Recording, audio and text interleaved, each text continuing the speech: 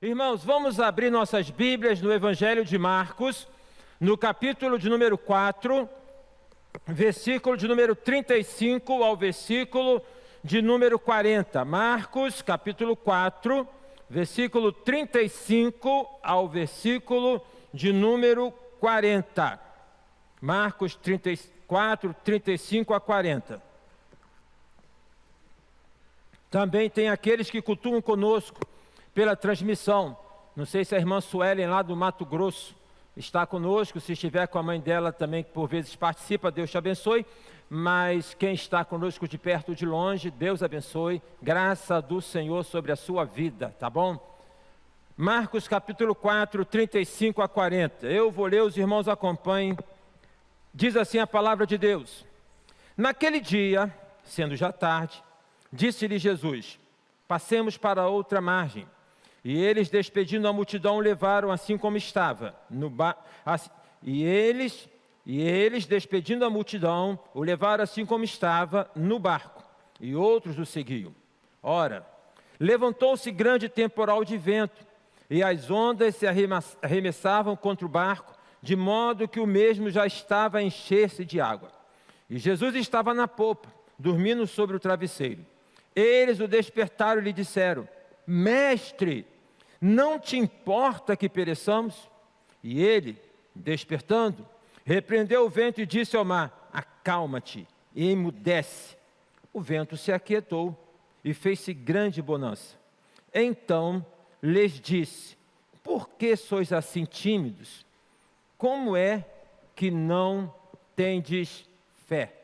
Que Deus abençoe a leitura da sua palavra. O tema da mensagem é: quem confia em Deus não morre afogado. Não morre afogado. Na verdade, não somente não morre afogado, como não morre queimado. Depois que eu fiz a mensagem, eu pensei sobre isso. Não morre queimado também não. Porque lá em Isaías 43 fala, quando passares pelas águas, elas não te submergirão. Quando passares pelo fogo, ele não arderá em ti. Então quem confia no Senhor não morre afogado e não morre queimado. Mas não vai amanhã para a Barra da Tijuca, Recreio dos Bandeirantes, Ipanema, Leblon, se lançar no mar, falar: eu sou crente, eu confio, não vou morrer afogado. Não é desse afogamento que nós queremos falar, mas do afogamento enquanto símbolo das dificuldades, das lutas que todos nós enfrentamos na vida. Alguém aqui não passa por lutas? Tem alguém aqui que está enfrentando uma luta, uma adversidade grande na sua vida? Deixe-me contar para você um pouquinho de um filme que eu, Simone e Larissa assistimos ontem no Netflix. Título do filme: A Destemida. Uma jovem de 16 anos, australiana, que gostava muito de navegar, e ela então, já na sua idade tenra, colocou o propósito que iria navegar, iria dar a volta ao mundo. E aos 16 anos de idade, Jessica Watson, ela então se propõe, depois de passar um período de treinamento, a poder fazer esta viagem de volta ao mundo. Acho que são 3.100 quilômetros, alguma coisa assim, não estou bem certo. São 212 dias no mar, e ela então vai para esta viagem, e é uma viagem que ela faz no iate sozinha. Imagina isso, né? Poder fazer uma viagem no mar, lidando ali com as intempéries do mar, com as ondas do mar, as tempestades, sozinha. E ela vai para esta viagem, e ela enfrenta muitas adversidades. Ao final do filme, você sabe, é um caso real, então eu vou contar aqui. Ao final do filme ela chega em Sydney, tá? E então o relato que passa ali no final na história, em que no iate sofreu 7 tombamentos. Então o iate virou 7 vezes. E a embarcação já feita e preparada para não afundar. Ou seja, para poder, numa tempestade, balançar e tudo, mas não afundar. Eu fiquei pensando o seguinte, que na vida nós temos que ser assim, destemidos, para que possamos avançar frente às ondas grandes que nós enfrentamos, as dificuldades grandes que nós passamos. Não tem como poder viver sem enfrentar as dificuldades, sem passar pelas adversidades. Este relato aqui é o momento em que os discípulos, que na sua grande maioria eram pescadores, estavam habituados com o trajeto. Estavam habituados a fazer aquele trajeto ali no Mar da Galileia, e eles então agora enfrentam uma tempestade. E não foi esta a primeira tempestade que eles enfrentaram, com certeza. Não foi a primeira. As outras, Jesus não estava no barco. Tem uma outra que eles enfrentaram, que Jesus não estava no barco. Quando Jesus multiplica os pães, e depois de ter multiplicado os pães, eles são colocados no barco. Jesus vai para o monte para orar. E Jesus está orando e vê que eles estão passando por uma tempestade muito grande. E Jesus vem andando sobre as águas. Eles, quando veem então aquele vulto de uma pessoa andando sobre as águas, se assustam, pensam que é um fantasma, e Jesus fala: não temas, sou eu. E Jesus repreendeu então aquela tempestade. Então tem esses dois relatos. Um relato em que Jesus estava no barco, que é este, e um outro relato em que Jesus não estava no barco, que é este então, que aqui acabei de citar. Mas com certeza eles, na experiência deles, já haviam passado e enfrentado por outras tempestades.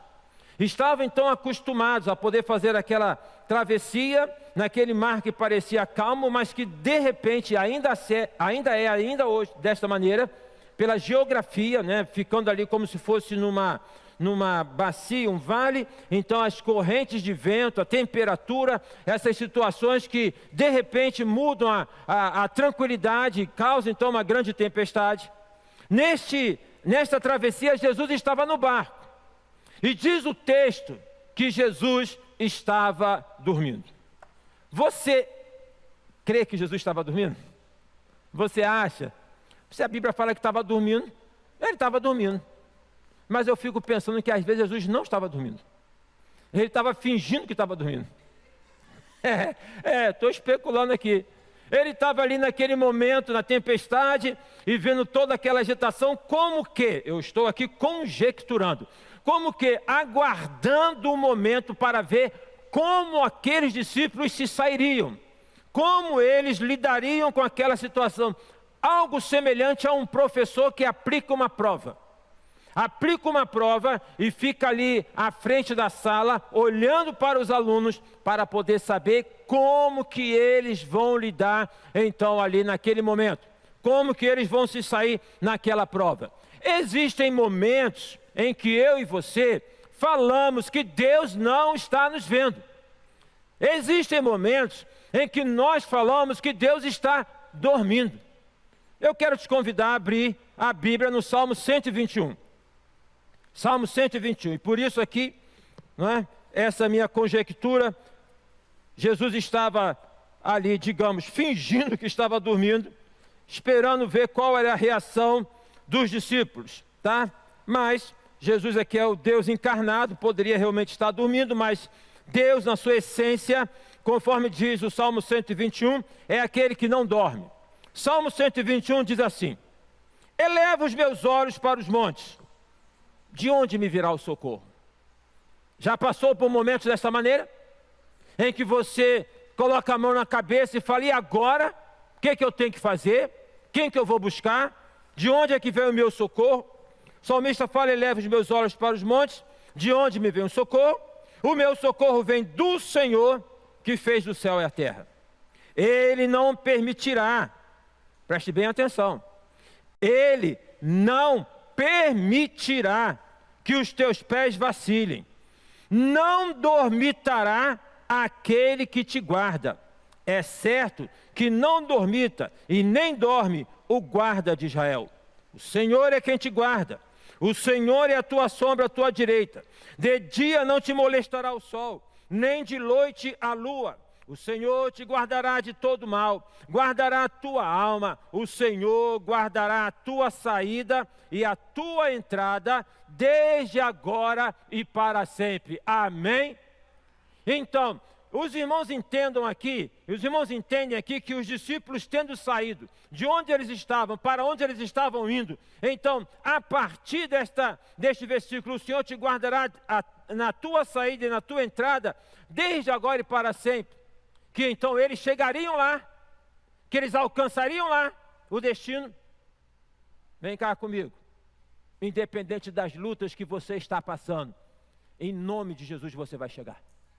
Independente das dificuldades que você esteja enfrentando, dos problemas, daqueles problemas que surgem de uma maneira repentina ou daqueles que vão dando sinais, como uma tempestade que vai se avizinhando, que vai se aproximando, independente, você, em nome de Jesus, vai chegar do outro lado.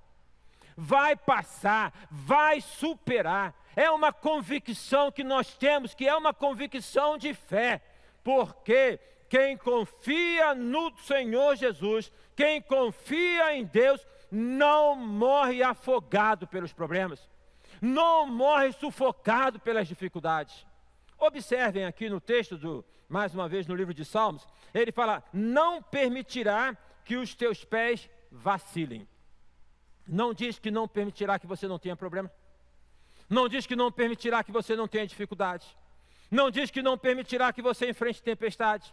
O que diz é que frente às tempestades, frente às dificuldades, frente à sua debilidade, frente à sua fraqueza, frente à sua astenia, o Senhor é aquele que te sustenta. Ele não permitirá que você tropece.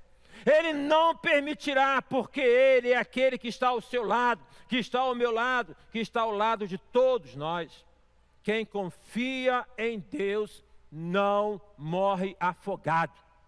Quem confia em Deus vence as dificuldades, vence os problemas, vence o mar agitado, seja quais forem as dificuldades.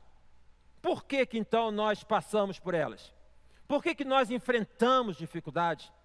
Não seria bom se nós não passássemos por elas? Não seria melhor se nós não as enfrentássemos?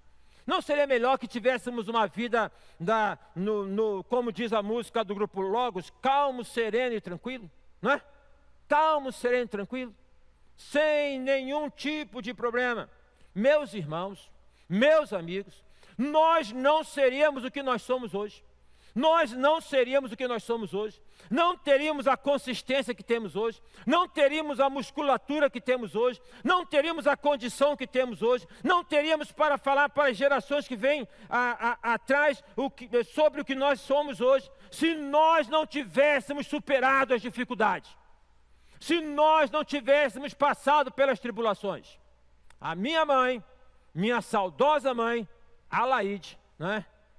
Ela contava que quando ela casou, ela foi morar num barraco, onde os móveis que ela tinha eram móveis feitos de caixote, né? Móveis feitos de caixote. Aquela situação complicada, aquela situação difícil. Eu, quando casei, eu e Simone, quando nós nos casamos, eu não sei você, quando se casou, qual foi o móvel que você comprou primeiro? Samuel e Anne, não precisa responder não, mas qual foi o móvel? Das estatísticas que eu tenho, daquilo que, fazendo esta pergunta para os casais em aconselhamento, antes do casamento, a maior parte dos casais compraram primeiro a cama e o guarda-roupa. Esqueceram do resto. Porque quem casa pensa que vai viver de amor o tempo todo, né? Vai viver naquele momento ali sonhado. Mas o fato é que eu e Simone, quando nos casamos, compramos o móvel, o guarda-roupa e a cama. E todos os móveis que nós tínhamos em nossa casa, Joseli está aí, que Joseli ajudou muito, eram móveis de segunda mão. Eram móveis de segunda mão. Nós não tivemos, além da cama e do guarda-roupa, nenhum móvel que seja novo. Só fomos comprar, não é? Depois que nós já estávamos casados, uns 12 anos. Até 12 anos de casamento, o que nós tínhamos era uma televisão Sharp de 14 polegadas, que a dona Emília, mãe de amigos, não é? Lá na vila onde eu morava, deu de presente. O fato é que eu ouvi a história da minha mãe, que quando casou ela morou num barraco com caixote, e do que Deus fez na vida dela, né, do meu pai, da família. Nós vivemos um momento em que, assim que ter telefone era algo na década de 70 muito esplêndido, tinha telefone em casa, tinha televisão em casa, tinha carro em casa. Tudo bem que meu pai não precisava de porteiro para abrir a garagem. Ele abria com o carro, né? Ele descia ali na Joaquim Meia, a casa era na Carolina Santos. E para poder chegar em casa era só meter o pé e entrava, batia no portão, abria o portão e entrava. É assim que ele dirigia, aqueles carrões antigos, sabe? Aqueles velhos que tem aquela lataria forte. Mas então eu passei por outro momento, compartilho outras histórias, e nós vamos acumulando histórias e vamos passando, e é na medida em que nós compartilhamos a nossa história, em que nós falamos do que nós já passamos, que nós vamos assim sendo renovados e vamos abençoando outras pessoas. Se nós não tivéssemos vivido, passado por histórias e dificuldades, seríamos como se fosse uma geleia. Nós não teríamos consistência. Porque a prova da nossa fé, ela é dada, ela é burilada, ela é trabalhada, é na tempestade, é na dificuldade, é na medida que o vento bate no coqueiro, que ele aprofunda cada vez mais a sua raiz. Então, os discípulos, agora voltando para o texto de Marcos, estavam ali naquela tempestade, e com certeza, tudo que eles podiam fazer para poder enfrentar a tempestade sem incomodar o Senhor Jesus, eles fizeram. Tudo que eles podiam fazer. Não é assim que acontece conosco também? Quer ver uma coisa? Quer ver uma coisa? Quando surge uma dificuldade na sua vida, qual é a primeira coisa que você faz? Qual é a primeira coisa que você faz? Vou falar por mim, não vou falar por você. Em quantas ocasiões, quando eu me deparo com uma dificuldade, a primeira coisa que eu faço é começar a pensar como vencer a dificuldade. E ali eu começo a pensar, mas se eu fizer isso, se eu fizer aquilo, se for daquela maneira, e começo a me angustiar. E aí se é à noite, eu perco a noite de sono, porque eu fico preocupado em querer saber, né, como é que é. E se eu continuo desta maneira, daqui a pouco eu já estou agitando lá em casa, eu já estou agitando a Simone, eu já estou agitando o Tiago, eu já estou agitando o Joe, que é o meu cachorro. Tá ficando tudo agitado lá, porque eu estou ali concentrado em poder encontrar uma solução. E aí, é justamente no momento em que, por vezes, aquele cansaço bate, é que eu vou me lembrar que eu tenho que buscar a Deus, e que eu deveria ter buscado a Deus primeiro. Em quantas ocasiões, você, ou quem sabe neste momento, frente à luta que você está enfrentando, a dificuldade pela qual você está passando, num primeiro instante você se apresenta e você se coloca como capaz de poder lidar com a situação, incapaz de poder responder à situação, em poder agir a partir do teu conhecimento, em poder agir a partir da tua força. Com certeza os discípulos agiram assim. Com certeza eles agiram assim. Eles agiram naquilo que eles podiam fazer. E no limiar da força deles, eles então procuraram o Senhor Jesus. E aí a minha tese, né, de que Jesus não estava dormindo. Ele estava fingindo que estava dormindo. Porque ele ficou ali olhando e falou, eu quero ver até que ponto eles vão aguentar. Eu quero ver até quanto que eles vão chamar. Olha, nós podemos olhar um relato bíblico e alguns relatos bíblicos de duas maneiras. Falei hoje pela manhã, quando, por exemplo, preguei falando sobre Judá e José, questões de caráter, que é fácil olhar para Judá e poder falar, não, mas Judá foi um homem sem caráter, porque julgar, né, como sendo alguém que realmente não merece nenhum crédito. Como que nós somos impiedosos quando se trata do outro, mas como somos condescendentes quando é com a gente, né? Quando é com a gente. A Bíblia conta a história de pessoas como Judá, como os discípulos, né? Como homens como eu e você, nas suas limitações, nas suas fraquezas. Então, a gente olhando esse texto bíblico e falar, mas eles não tiveram fé, mas se você estivesse naquele barco, se fosse você que estivesse naquela situação, qual seria a sua reação? Quanto tempo você precisaria para poder, então, clamar pelo Senhor Jesus? Quanto tempo você lutaria pelas suas condições para poder chegar e clamar pelo Senhor Jesus? Vamos contextualizar. Por que você não busca o Senhor Jesus frente à dificuldade que você está enfrentando agora? Por que você fica esperneando para lá e para cá, né? Querendo dar conta, fazer das tripas coração, se você deve buscar o Senhor Jesus, que está tão somente aguardando você buscar por Ele?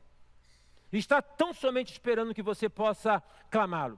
Observem bem, quando Lázaro, ele está doente, Marta e Maria pedem para chamar o Senhor Jesus, e o Senhor Jesus, ele não atende de imediato. Lembra essa história? Ele não atende de imediato. São umas coisas assim que não dá para entender. Jesus, ele demora, parece-me que uns 2 dias, e quando ele chega na casa de Marta e Maria, o que tinha acontecido? Lázaro estava morto. Olhando por aquele momento e cristalizando esta cena, fica a pergunta: por que não veio antes? Por que não veio antes? Fica a pergunta: por que eu estou orando e ele não me responde? Por que eu estou clamando e ele não me sinaliza? Então fica este momento cristalizado no presente pela incapacidade de podermos usar a nossa fé para transcendermos a realidade. Jesus, ele está à espera de que eu e você, de que você, frente à dificuldade que você está enfrentando agora, você clame por Ele, você busque por Ele, que você não se desgaste nas suas forças e suas energias para poder dar conta disso. O que faz com que nós possamos nos desgastar e nos lançarmos primeiro, ao invés de buscarmos a ajuda no Senhor Jesus? Por que os discípulos, frente àquela tempestade, de imediato não compartilharam com Jesus, mas lutaram, ao ponto de ficarem assustados e acordar a Jesus no sobressalto, né? Se é que Jesus estava dormindo, para poder repreender aquela tempestade.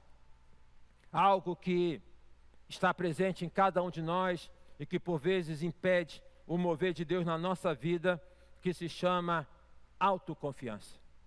Por vezes nós somos muito autoconfiantes, achamos que por nós mesmos podemos lidar, achamos que por nós mesmos podemos resolver. Nós temos, observem aqui os amados irmãos, o texto fala, Jesus disse: por que vocês são tímidos? Então por vezes nós sentimos vergonha de pedir, gente. Fala um pouquinho da história da minha mãe também, mais uma vez, em outro momento. Nós morávamos no morro, e quando no morro faltava o açúcar, o vizinho não tinha vergonha de chegar do outro que está lá do outro lado e falar: ô, dona Maria, tem 1 quilo de açúcar aí? E poder pedir. Quem aqui já passou por isso? Quem aqui? De poder falar.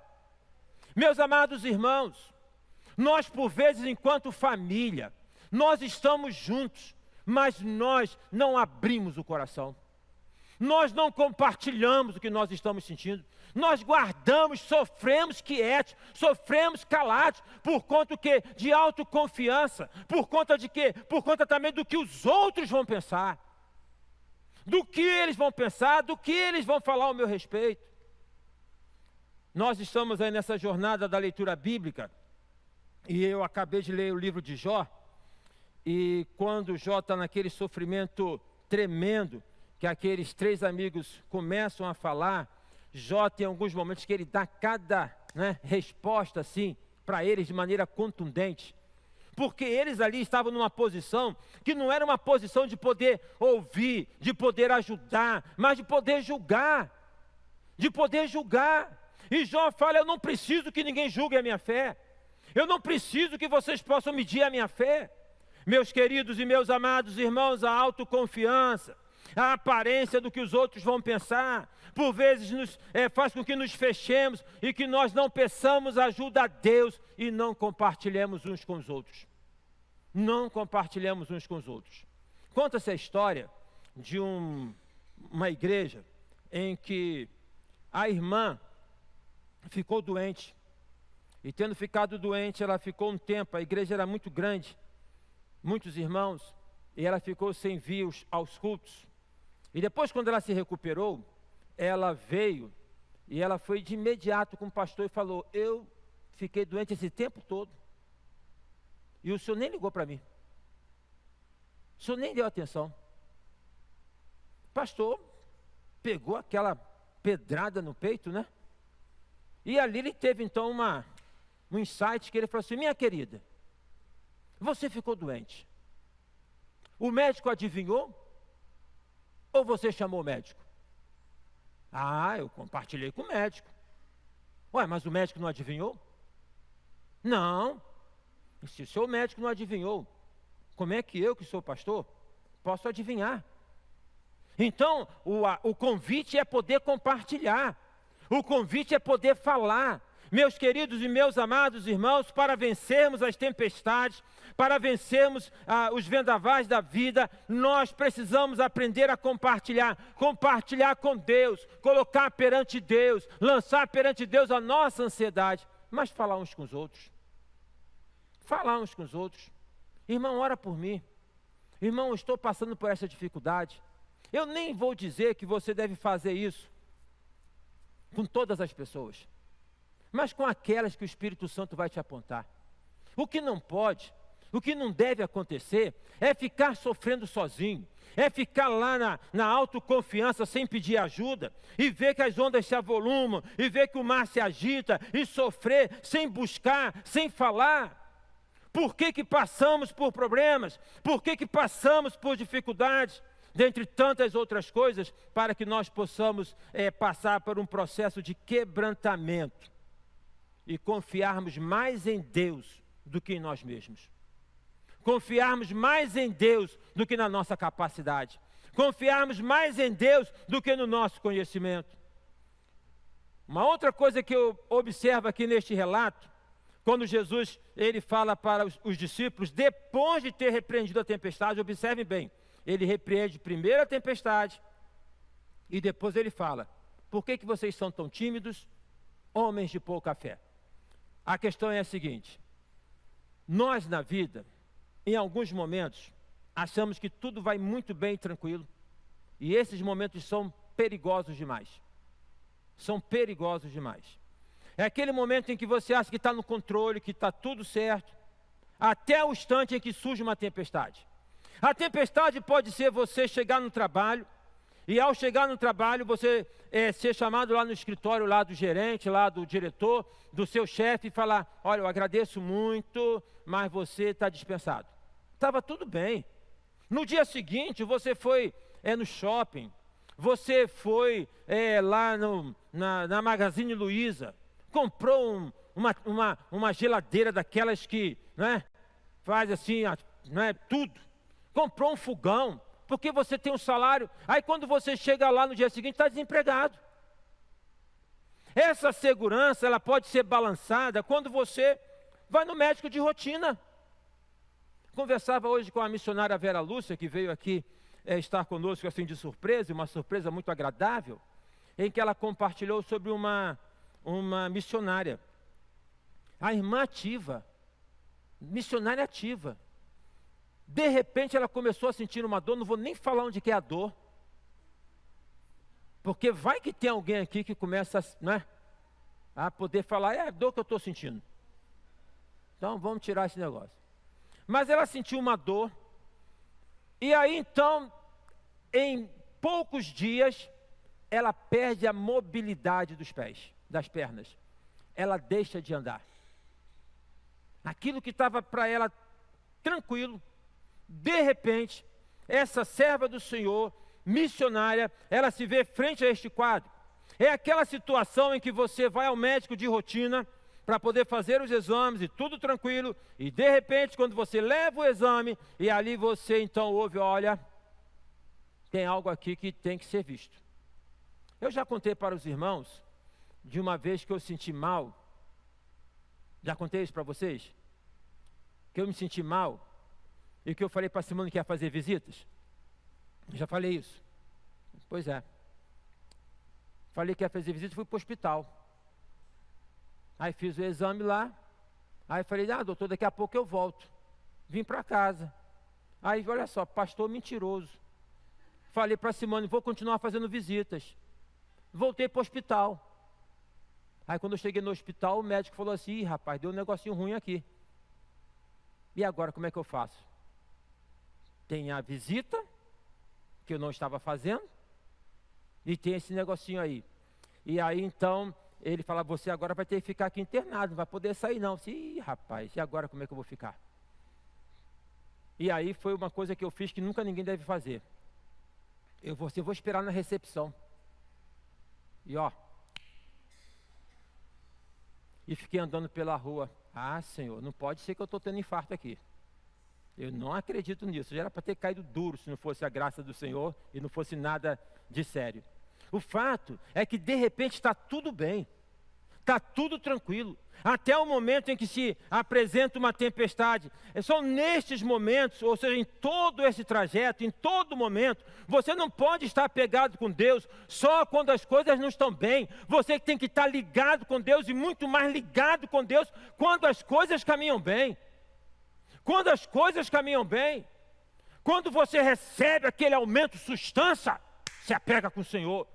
Quando você tem aquela notícia boa, se apega com o Senhor. Quando você fecha aquele negócio bom, se apega com o Senhor. Nós precisamos estar apegados com Deus em todo o tempo, mas em especial nos momentos bons, porque a tempestade surge de repente. Não podemos abrir mão de Deus em nenhum momento. Algumas pessoas só vão lembrar de Deus quando passam pela tempestade. Só vão lembrar de Deus quando enfrentam a dificuldade. Podemos então fazer um paralelo aqui. Os discípulos estavam ali naquele barco. Começou a chover, as ondas começaram a aumentar, né? E eles ali começaram a remar, a lidar. Jesus estava ali fisicamente, mas não estava numa conexão com eles, ou eles não estavam com uma conexão com Jesus espiritualmente. E não vamos julgá-los, porque nós somos assim. Você pode estar aqui agora, você pode estar cultuando conosco pela transmissão, e você pode estar com a cabeça em outro lugar. Pode estar viajando em outro lugar. Eu vou falar para os irmãos. Estávamos aqui cantando e louvando ao Senhor, mas a minha filha mais velha está em viagem para São Paulo. É a primeira vez que ela veio de São Paulo para o Rio de carro. E ela compartilhou o trajeto. Então aqui no culto eu estou monitorando, né? E antes de dar a mensagem, apareceu que ela estava chegando em casa. Aí antes de subir, eu falei assim, ei minha filha, legal, Deus te abençoe, parabéns, chegou bem. Então nem sempre a gente está numa situação onde nós estamos conectados, onde nós estamos ali entregues. Os discípulos estavam ali no barco, Jesus estava no barco, mas é como se Jesus no barco não estivesse. Por vezes, meus amados irmãos, nós temos a nossa fé, nós temos a nossa convicção de que Jesus está ao nosso lado, mas em alguns momentos é como se Ele não estivesse. E aí tem pessoas que só vão lembrar de Jesus quando a coisa não está boa, quando a situação não está boa, quando a tempestade se apresenta, quando as dificuldades se avolumam. Louvado seja o nome do Senhor, a graça do Senhor, que Ele nos atende em todos os momentos. Observem bem, Jesus não disse por que vocês estão tímidos e por que vocês não têm fé para depois repreender a tempestade. Ele repreendeu a tempestade e depois ele falou por que vocês estão tímidos, por que vocês não têm fé. Jesus é graça. Jesus é graça, Ele vê a nossa pequenez, Ele vê a nossa fraqueza, Ele vê a nossa debilidade e ali então Ele age para poder mostrar, olha só, eu estou aqui o tempo todo, eu estou aqui ao lado de vocês, quem confia em mim não morre afogado, imagina esse barco afundar, vocês vão morrer, eu vou morrer também. Mas eu vim a este mundo não foi para morrer afogado, foi para morrer na cruz. Observe então, essa incongruência, é poder ter a convicção de fé, mas não exercitar esta fé. É poder ter uma fé teórica, mas não ter uma fé na prática. Quando surge a dificuldade, quando surge o problema, de poder então ali, poder sair, eu sei que meu Redentor vive e que por fim se levantará sobre a terra. Eu sei que Deus está ao meu lado, a tempestade está aí, a dificuldade está aí, mas Deus está do meu lado. E se Deus está do teu lado, você não morre afogado. Os problemas não vão te submergir. É importante, portanto, que nós possamos colocar e sustentar a nossa convicção de fé em Deus o tempo todo. O tempo todo. Fique esse alerta para aqueles que aqui estão para aqueles que estão cultuando conosco e que estão no momento bom. Louvado seja Deus por isso. Louvado seja Deus. Está tudo bem? Louvado seja Deus. Glória a Deus. Glória a Deus por isso. Lembrei da irmã Perpétua, mãe da Undina. Pastor Adão, a cerca está se mexendo, pastor Adão. Lá em Belmiro Braga, Juiz de Fora, no interior, no meio da mata, onde tinha o sítio dela. Pastor Adão, a cerca está se mexendo, pastor Adão.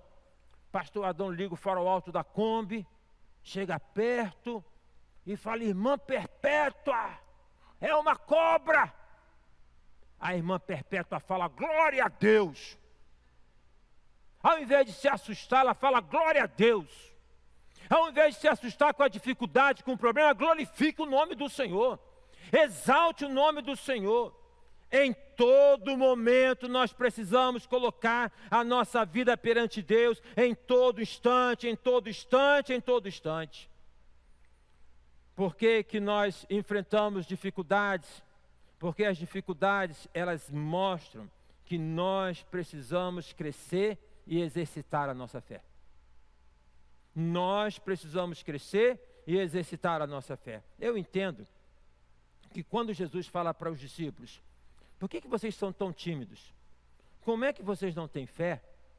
O que ele está aqui fazendo não é poder, assim, desprezar os discípulos. Não é poder falar assim, mas é de poder conclamá-los a confiar. Conclamá-los, sabe, a poder renovar a fé. Exercitar a fé. Se não fossem os problemas, se não fossem as dificuldades, nós não exercitaríamos a nossa fé.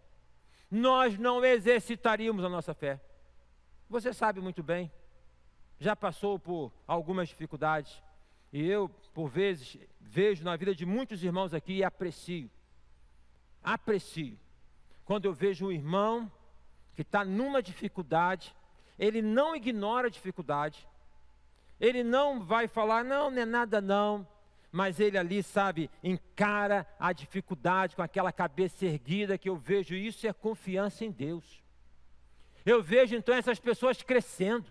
Eu vejo então essas pessoas, sabe, frente àquela situação tão adversa, ela que tinha uma aparência tão frágil, ela que olhava e falava assim: mas essa pessoa, mas esse irmão, se ele passar, ele agora cresce. Ele agora cresce com a situação, ele procura o tratamento, ele procura o atendimento, ele cresce, ele vai em frente. Ele busca a solução. As dificuldades, elas sobrevêm para que nós possamos exercitar a nossa fé, para que nós possamos aperfeiçoar a nossa fé, para que possamos ter musculatura espiritual, para podermos avançar. Não seríamos o que somos se nós não tivéssemos passado por tantas dificuldades. As dificuldades são oportunidades que Deus nos confere para que nós possamos entregar a nossa vida a Ele. Diz o texto que Jesus estava dormindo. Eu estou colocando aqui uma dúvida. Será que estava? Porque você já teve a situação em casa, fala sério. Você que é filho, o pai te chama e você finge que está dormindo, fala sério. Quem já fez isso? Levanta a mão não, mas já fez, não fez? Ou então o esposo. A esposa está lá e chama e ele finge que está dormindo.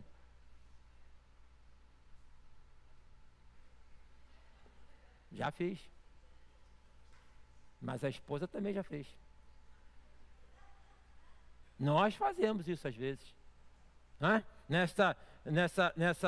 Nessa forma de poder então ali ficar, e por vezes nós ficamos naquela situação para poder ver, eu quero ver como é que ele vai se virar, eu quero ver como é que ele vai sair, eu quero ver como é que ele vai fazer. Então eu fico pensando, Jesus está naquela tempestade, ele está ali, não é? Mas ele está como que aguardando para poder ver como que os discípulos vão sair, como que os discípulos vão lidar, como que os discípulos vão reagir. Deus está presente entre nós hoje em espírito.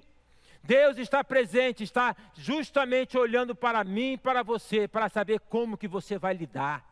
como que você vai reagir? Se você clamar, Ele de imediato vai atender. Se você buscar, de imediato Ele virá. Buscar-me-eis e me achareis, quando me buscardes de todo o vosso coração. Clama a mim e responder-te-ei e anunciar-te-ei coisas grandes e firmes que não sabes. Não tem um momento na vida que alguém passando por uma dificuldade, passando por uma tempestade, clame por socorro, que de Deus não vem o socorro. O meu socorro vem do Senhor. O meu socorro vem do Senhor.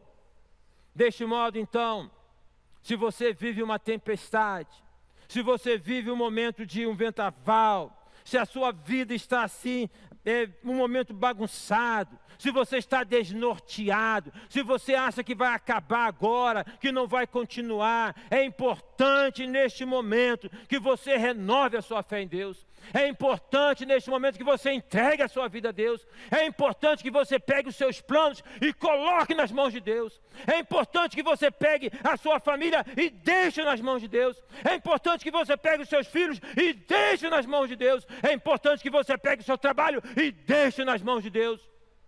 É importante entregar ao Senhor e descansar nele. Todas as vezes que nós buscamos a Deus em fé e em confiança, Ele atende, Ele responde. Jesus repreendeu a tempestade. Os discípulos não morreram afogados, porque quem confia em Jesus não morre afogado. Você pode estar numa tempestade. Se você renovar a sua confiança em Deus, a sua fé no Senhor Jesus, você não morrerá afogado. Assim como Jesus repreendeu aquela tempestade lá, onde os discípulos estavam no mar da Galileia, Ele repreende a tempestade sobre a tua vida.